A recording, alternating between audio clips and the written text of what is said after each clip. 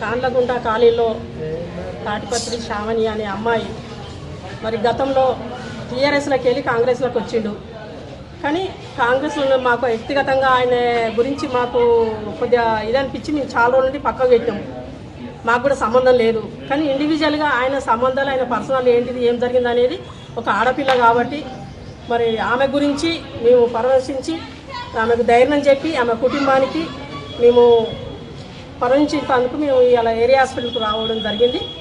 కావున దీనికి కొంతమంది నాయకులు తెలిసి తెలియని వాళ్ళు కాంగ్రెస్ పార్టీ వాళ్ళు ఇట్లా చేస్తున్నాను అని మాట్లాడుతున్నారు.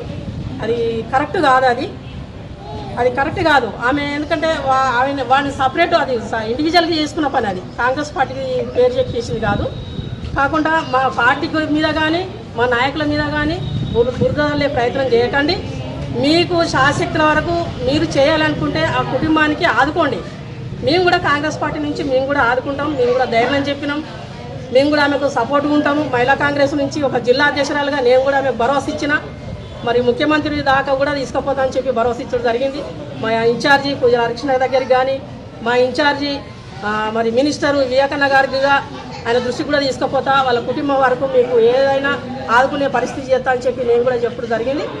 కాబట్టి మరి దీన్ని మరి బురదల్లే ప్రయత్నం చేసి వాళ్ళ కుటుంబాన్ని రోడ్డు మీద వేయకుండా మీరు కూడా పెద్ద మనసు చేసుకొని ఏ పార్టీకి సంబంధం లేని వ్యక్తి వాడు మరి మీరు బురదల్లుకుంటూ కాంగ్రెస్ పార్టీని బురదల్లుకుంటూ మీరు అది వాళ్ళ ఫ్యామిలీ రోడ్డు మీద చేస్తే బాగుండదు. ఎందుకంటే ఒకటే చెప్తున్నా బీఆర్ఎస్ నాయకులకు అదే చెప్తున్నా నేను. బీఆర్ఎస్ నాయకులకు ఏం చెప్తున్నా అంటే మీరు కూడా ఆదుకోండి. ఒక ఆడపిల్ల చిన్నపిల్లలు ఉన్నారు. మరి దాని విషయంలో ఆదుకోండి. కానీ మీరు కాంగ్రెస్ పార్టీ అని బురదలుకుంటా మీరు ఇవన్నీ చేస్తున్నారు. అది కరెక్ట్ కాదు. కాకుండా మేము కూడా వాళ్ళ కుటుంబం ఆదుకుంటామని చెప్పి ఈరోజు చెప్పడం జరిగింది. మరి నేను కూడా ఇన్ఛార్జి మా సిద్దిపేట ఇన్ఛార్జి పూజలు అర్చన దృష్టి తీసుకుపోతా. మా వివేకన్న మినిస్టర్ దగ్గర తీసుకుపోతా.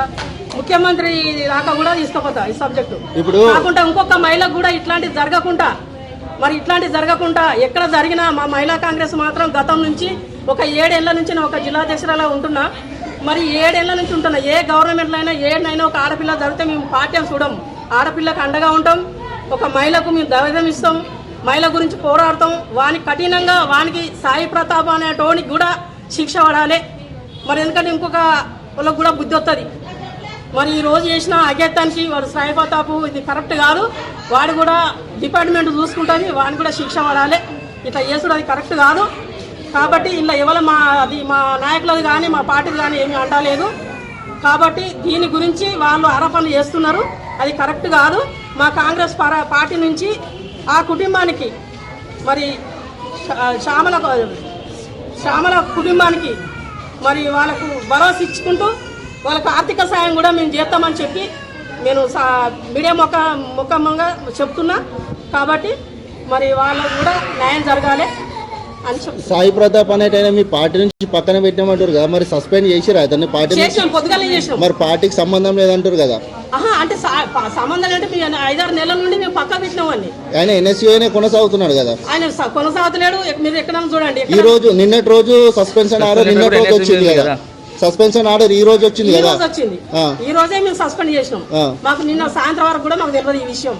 నిన్న ఆల్రెడీ జరిగి కూడా 24 గంటలు గడుస్తున్నది.